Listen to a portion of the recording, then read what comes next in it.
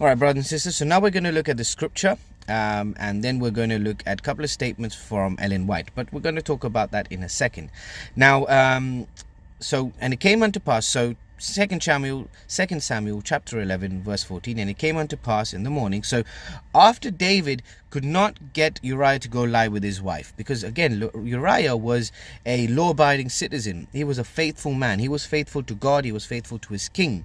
He was also faithful to his neighbor, because he said, how can I go lie with my wife, eat and drink, be merry, when my brothers and sisters, or my comrades are in territories of the enemy. They are at the war, and they are besieging, so they're fighting. How can I then go and be merry? So when David couldn't get Uriah to go lie with his wife, to conceal his adultery and conceal the fact that now Bathsheba has bore a child from David, in the morning David wrote a letter to Joab. So Joab was the general, and sent it by the hand of Uriah.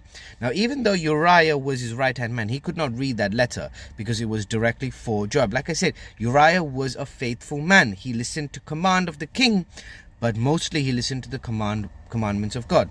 Now he wrote in the letter saying, set ye Uriah in the forefront of the hottest battle, and retire ye from him, that he may be smitten and die. So put him in the forefront, and then leave him to die.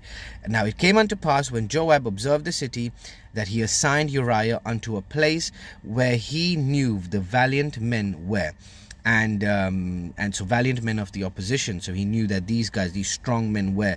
So he put Uriah there to die. And then the city and the men of the city went out, fought with Joab, and there fell some of the people of the servants of David, and Uriah the Hittite died also. So these two men, Joab and David, became accomplices to murder. So it was the people of Rahab, the valiant men of Rahab, who killed Uriah, but David and Joab became accomplices to murder, violating the sixth commandment, which is thou shalt not kill, because they became accomplices, right, by placing Uriah in a situation where he would be killed.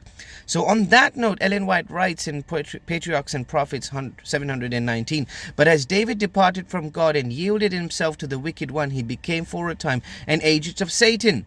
Yet he still held the position and the authority that God had given him. Because of this, claimed obedience that would imperil the soul of Uriah, of him, which is Uriah, who he should have yielded. So rather than saving Uriah, he placed Uriah's soul in imperil. And Joab, whose allegiance had been given to the king rather than to God, transgressed God's law, and became because of the king commanded it.